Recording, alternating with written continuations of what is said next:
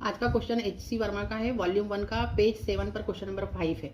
If velocity, time and force were chosen as basic quantities, find the dimensions of the mass.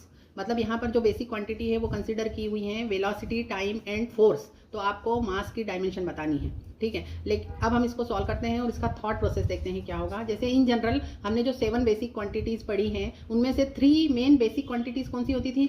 Mass, length and time. लेकिन हमको यहाँ पर question में जो 3 basic quantities लेनी है वो हमें लेनी है वेलोसिटी, टाइम एंड फोर्स, है ना। तो अब हम फोर्स का रिलेशनशिप देख लेते हैं। फोर्स इज इक्वल टू होता है, आपको पता है, मास इंटू एक्सिलरेशन। अब एक्सिलरेशन को आप लिख देंगे वेलोसिटी अपॉन टाइम, तो force is equal to mass into velocity upon time. तो यहाँ पर आपको मास की डायमेंशन निकालनी है, जबकि बेसिक क्वांटिटीज आपको फोर्स, वेलोसिटी और टाइम लेनी है। तो आपको मास इज इक्वल टू लिखना है इन तीनों के फॉर्म में। तो मास इज इक्वल टू क्या हो जाएगा? टाइम इधर क्रॉस मल्टीप्लाई होकर हो जाएगा फोर्स इंटू टाइम, और वेलोसिटी अपॉन में आ जाएगा। तो mass is equal to force into time upon velocity. अब फोर्स की डायमेंशन को आप डायमेंशन लिखते टाइम हमेशा हम कैपिटल लेटर लिखते हैं, तो यहाँ पर ये F हो गया। टाइम के लिए डायमेंशन लिखी तो T हो गया, और वेलोसिटी के लिए क्या हो गया? V।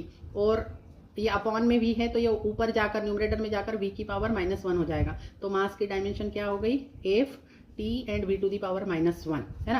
अब आप मुझे कमेंट करके बताइए कि if mass, time and force were chosen as basic quantities, then find the dimensions of the velocity. मतलब वेलोसिटी की डायमेंशन आपको बतानी है। यहाँ पर आप बेसिक क्वांटिटीज चेंज कर दी गई है। अब बेसिक क्वांटिटीज आपको लेनी है mass, time and force. Thank you for watching the video. If you are liking our videos then please subscribe the channel.